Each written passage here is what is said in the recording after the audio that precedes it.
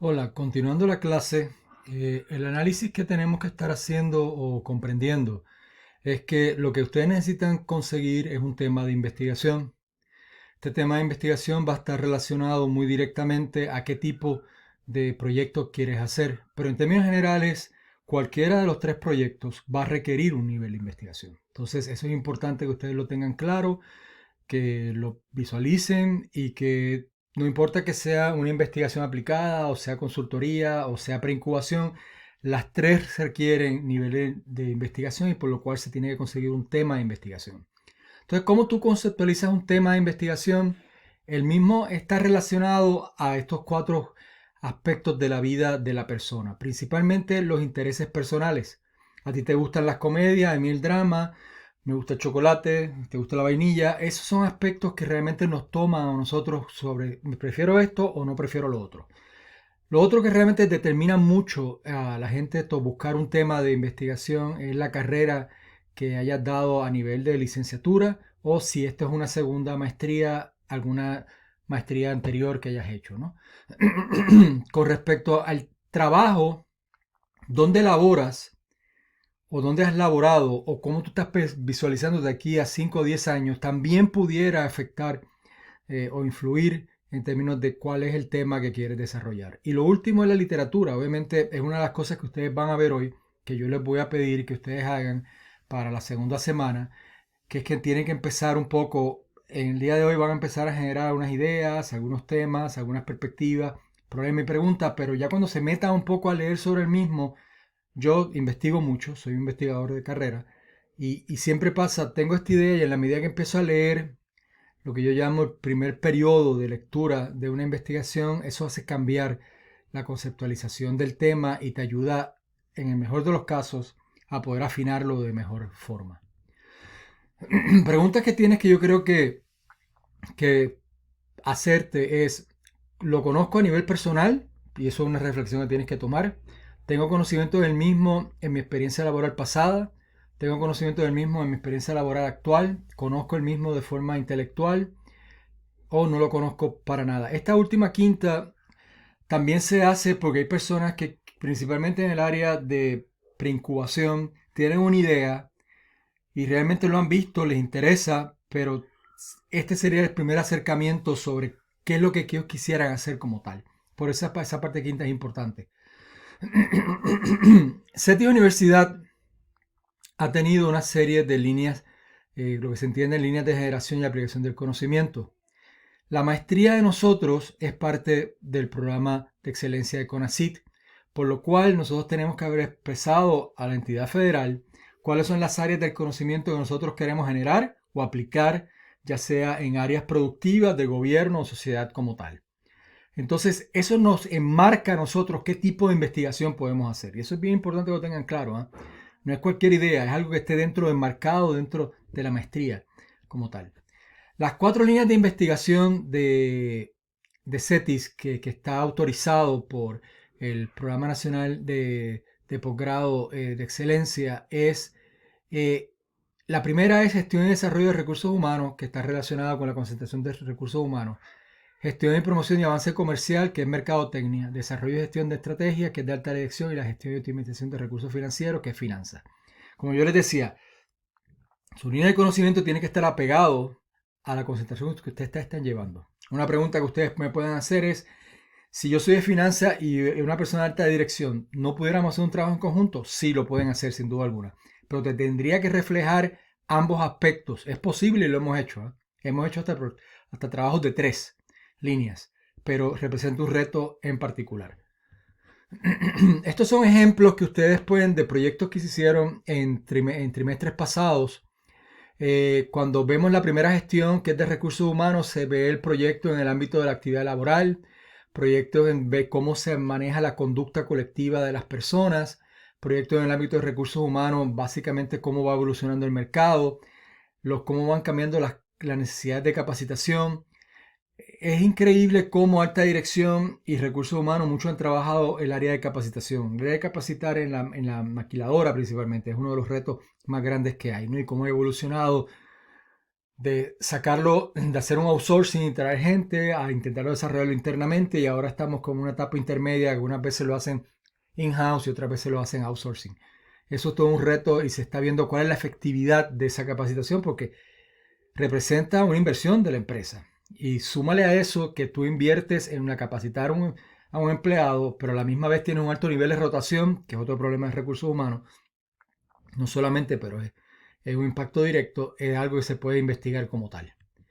La otra es gestión y promoción de avance comercial. Son proyectos en el ámbito de los procesos de estructura, como la promoción y el consumo y la satisfacción. Se ha estudiado mucho desde ya empresas que existen, que quieren evolucionar o quieren cambiar hacia un giro, se analiza las mismas. Proyectos de aspectos de mercado, los estudios de mercado son interesantísimos, los mercados turbulentos. Yo creo, sin duda alguna, que alguno de ustedes me puede hacer un planteamiento de si estaba pensando en desarrollar una empresa, cómo todo esto del COVID-19 me va a cambiar el mercado, ¿no? Las empresas mismas que están teniendo que sufrir ciertos cambios, reducciones o reinvenciones, esto va a ser un aspecto bien importante en todo lo que estamos haciendo en términos de cómo se presentan hacia los mercados como tal. Creo que también que lo del COVID-19 está mostrando cada vez más cuánto se había avanzado, pero cuánto no se había avanzado en términos de lo que es los mercados digitales.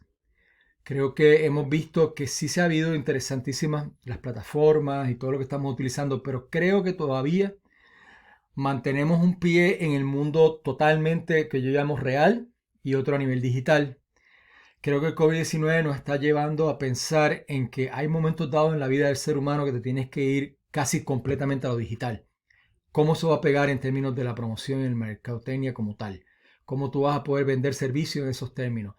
¿Qué tipo de nuevos mercados representa una persona que está consumiendo de forma física a una digital? Ya hay estudios que muestran tendencias diferentes, ¿no? Ese es el tipo de cosas que es importante ir analizando y comprendiendo. Hemos hecho investigaciones aquí interesantes. Un ejemplo, yo daba clases en Ensenada y una de las cosas que nos dimos cuenta en ese mercado de Ensenada es que no importa, ya sea utilizar los medios de comunicación en masa, periódicos, radio, televisión, penetrar en ese mercado y poder llegar al imaginario colectivo de esa comunidad.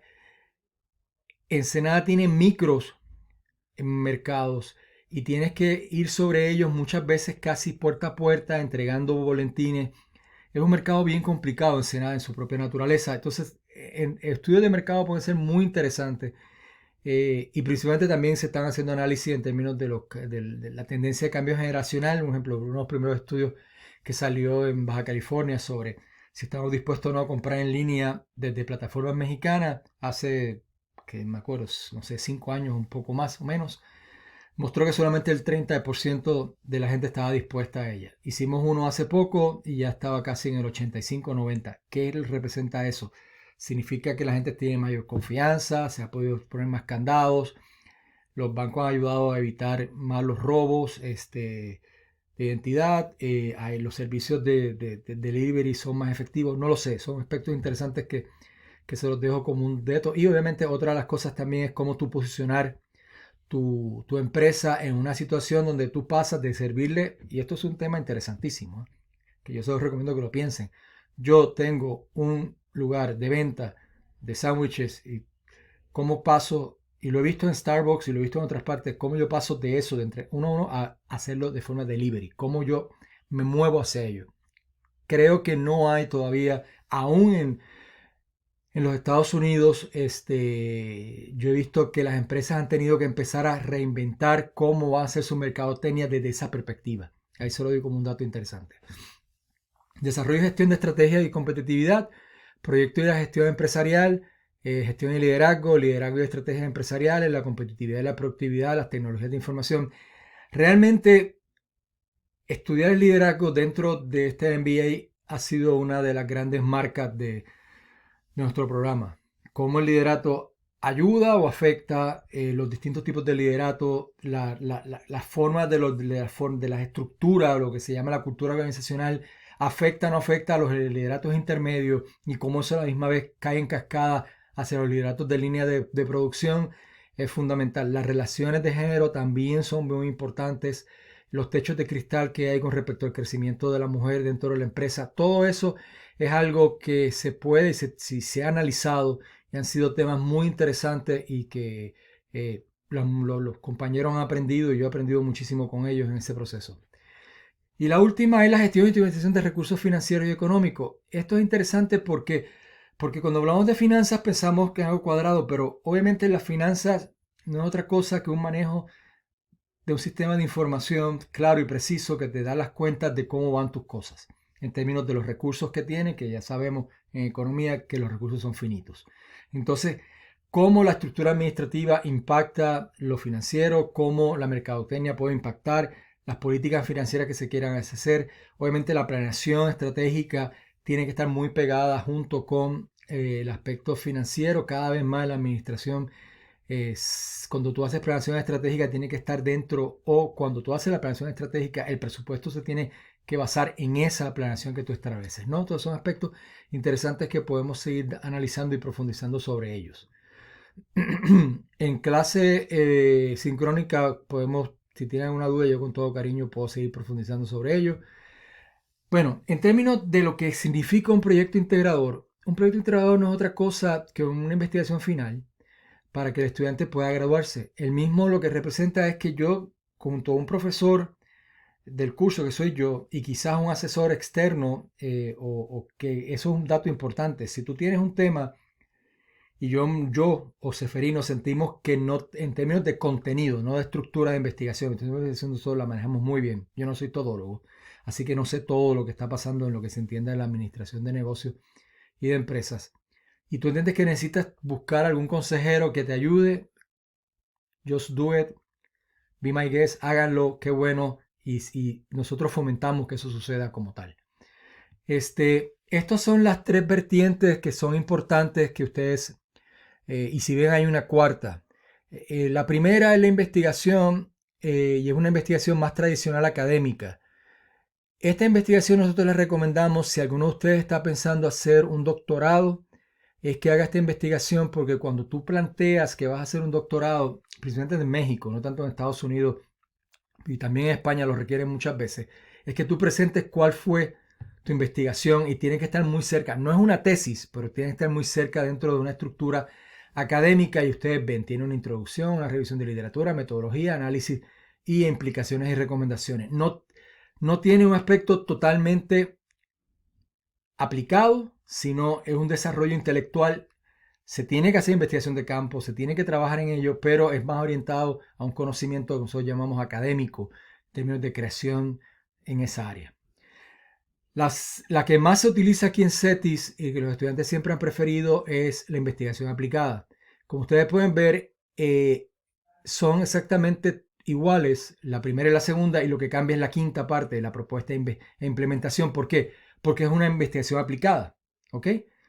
En consultoría ya empieza a haber algunos cambios más fundamentales, y nosotros recomendamos principalmente que ustedes seleccionen consultoría cuando ustedes quieren hacer un cambio profundo en una organización desde una perspectiva, o por lo menos de toda una parte o de toda la empresa, y que tú puedas tener, aquí es bien importante, como ustedes pueden ver, en esta parte de diagnóstico, en esta parte aquí de diagnóstico es bien importante que ustedes lo dejen en perspectiva, porque ese diagnóstico lo que va a representar es que la empresa se tiene que abrir muchísimo en la información institucional.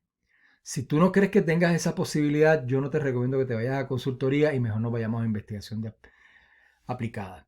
Y la última es preincubación. Aquí Seferino nos ayuda mucho en este sentido, y ustedes ven toda la batería de aspectos. Lo que significa preincubación es todo aquello que tú vas a ir desarrollando previo a que tú ya vas y presentas el proyecto para que se te dé un apoyo como tal. No vas a tener que desarrollar un proyecto como tal, sino tienes que conceptualizarlo, explicarlo, y analizarlo desde el punto de vista de mercado, servicios, estrategia y presupuesto y todo como tal. Pero ahí sí tenemos un seguimiento muy particular, y Seferino se ha especializado sobre eso, y yo se lo agradezco mucho en ese sentido. Si alguno tiene duda, yo con todo cariño, la sincrónica, vamos sobre ello, ¿está bien? Entonces, en términos generales, la investigación aplicada lo que intenta es ver un aspecto particular que se haya visto en términos de la, de alguna organización o